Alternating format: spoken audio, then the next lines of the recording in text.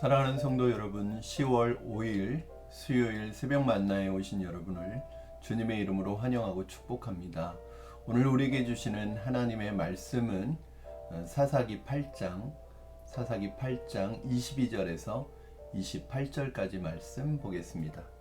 사사기 8장 22절에서 28절까지의 말씀을 제가 여러분에게 봉독해 드리겠습니다.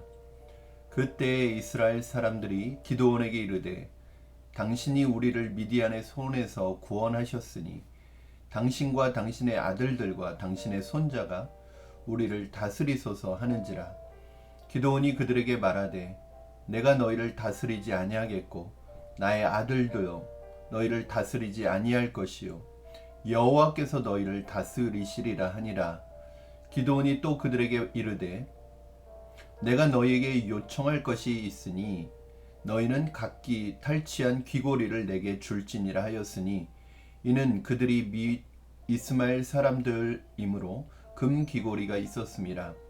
무리가 대답하되 우리가 즐거이 드리리이다 하고 겉옷을 펴고 각기 탈취한 귀고리를 그 가운데 던지니 그들이 요청한 금 귀고리의 무게가 금 1700세겔이요 그 외에 또 초승달 장식들과 폐물과 미디안 왕들이 입었던 자색 의복과 또 그 외에 그들의 낙타목에 둘렀던 사슬이 있었더라.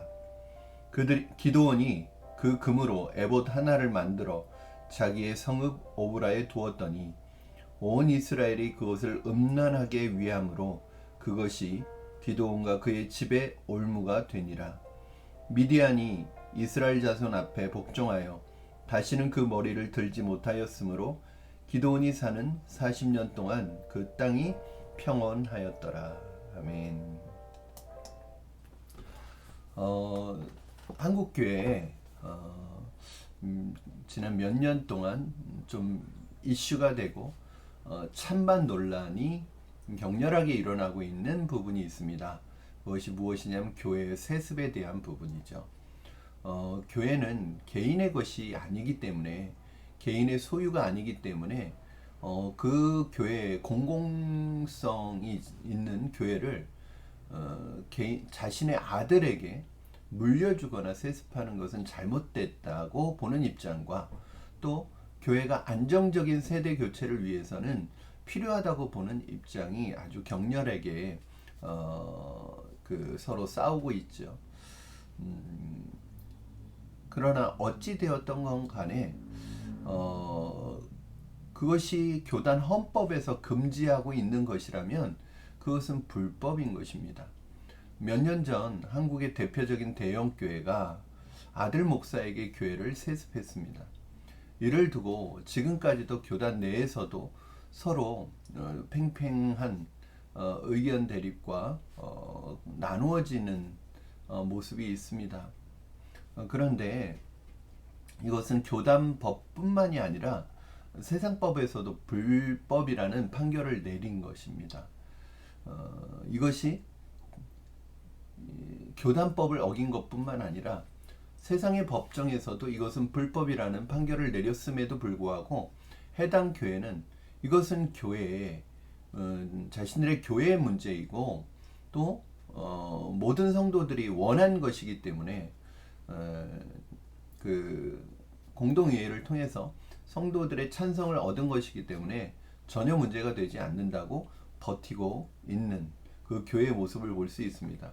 문제는 이렇게 불법적인 세습을 강행하고 있는 이 목회자가 사실은 오래전에 자신은 세습을 반대할 뿐만 아니라 자신은 절대 교회를 세습하지 않겠다라고 말한 이력이 있기 때문에 더 문제가 되는 것입니다. 그리고 그 시기쯤에 그 교단에서는 세습 방지법이 교회 그 교단의 법으로 세워졌고 만들어졌습니다. 그런데 정작 자신이 그렇게 말했고 그 시기에 교단의 세습 방지법이 세워졌는데 그 일이 본인의 이야기가 되고 본인의 교회 이야기가 되니까 언제 그랬냐는 듯이 말을 바꾸고 입장을 바꿔서 뒤집은 것입니다. 그것 때문에 더 많은 사람들이 배신감을 느끼는 것이고 이것은 잘못됐다고 말하는 것이죠. 말과 행동이 일치되지 않는 것입니다.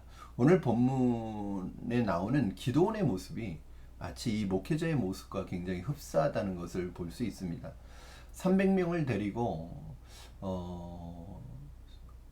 수십만이 되는 미디안 군 연합군을 물리치고 승리를 하였으니 이스라엘 백성들에게 기드온은 일약 스타가 되었고 영웅이 되었습니다.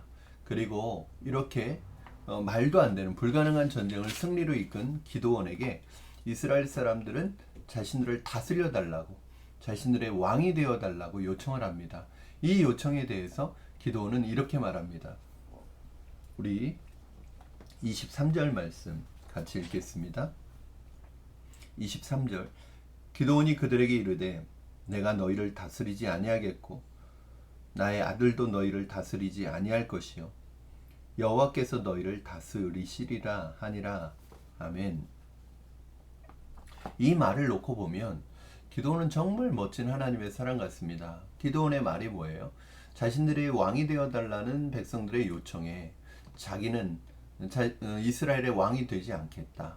나의 자녀들도 이스라엘의 왕이 될 수 없다. 이스라엘을 다스리지 않겠다. 왜냐하면 이스라엘의 왕은 하나님 한 분뿐이시고 오직 여호와 하나님께서 이스라엘을 다스릴 것이라고 이렇게 고백을 합니다. 여기까지만 보면 기드온의 이 고백이 너무 멋진 거예요. 사실은 유혹이 들만도 한데 모든 백성들이 원하잖아요. 그 목회자의 말처럼 모든 교인들이 원하잖아요. 모든 백성들이 기드온이 왕이 되기를 원해요. 그러면 못 이기는 척하고 넘어가서 백성들이 원해서 나는 어쩔 수 없이 그렇게 했다라고 말할 수 있지만 기드온은 이렇게 말하잖아요. 나도 내 아들들도 너희들의 왕이 되지 않을 것이며 오직 여호와 하나님만이 너희의 왕이시라고 그런 고백을 합니다. 여기까지만 봐서는 기드온은 하나님의 사람이죠. 너무 멋진 하나님의 사람이죠.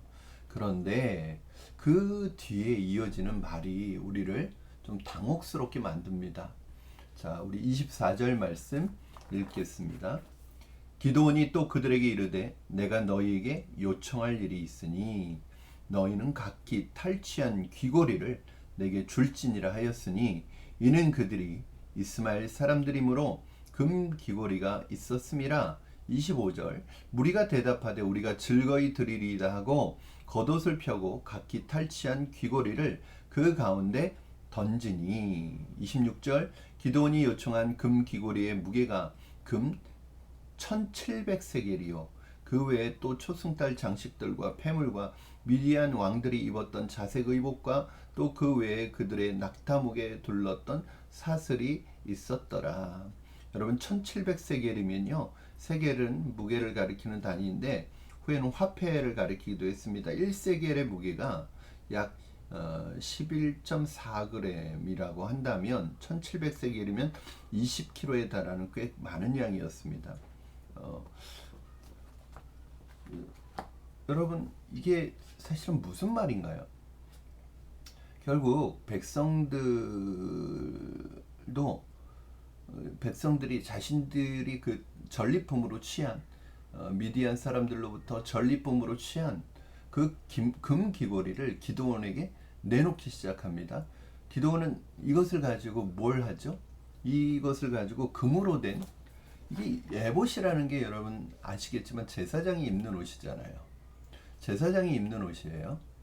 그런데 이게 입을 목적으로 만들어 놓은 게 아니에요. 왜냐하면 에봇을 만들었는데 금으로 된 에봇을 만들었다는 것은 이것은 입는 목적이 아니라 전시하고 장식으로 만든 거예요. 금으로 된 에봇을 만들어서 자기가 거주하는 성읍에 두었다는 거예요. 그리고 그 다음부터 이스라엘 백성들이 그 에봇을 음란하게 위했다 이런 얘기를 하는데 이것은 무엇일까요? 우리 27절 말씀 보겠습니다. 기드온이 그 금으로 에봇 하나를 만들어 자기의 성읍 오브라에 두었더니 온 이스라엘이 그것을 음란하게 위함으로, 음란하게 위한다는 건 뭐냐면 우상 숭배와 관련된 단어를 쓸 때 우상 숭배를 할 때 그걸 음란하다고 그래요. 왜냐하면 하나님을 사랑하고 하나님의 백성들이 우상을 숭배할 때 그걸 외도로 보거든요. 영적으로 음란한 거죠. 그러니까 금으로 만든 이 에봇이 이스라엘 백성들에게 나중에는 우상 숭배의 대상이 되었다는 거예요. 기드온은 말로는 자신이 왕이 되지 않겠다고 하면서 사실 실제로는 자신이 왕이라고 나타내고 있는 것입니다. 왕으로서의 역할을 하고 있는 것이고 왕으로서 인정받고 대접받기를 원하는 것입니다. 여러분, 왜 기드온은 말로는 하나님만이 우리의 왕이라고 하고 자신은 이스라엘을 다스리지 않겠다고 해놓고 왜 실제로는 자신이 마치 왕인 것처럼 왕처럼 행하고 행세하고 대접받기를 원하고 있을까요?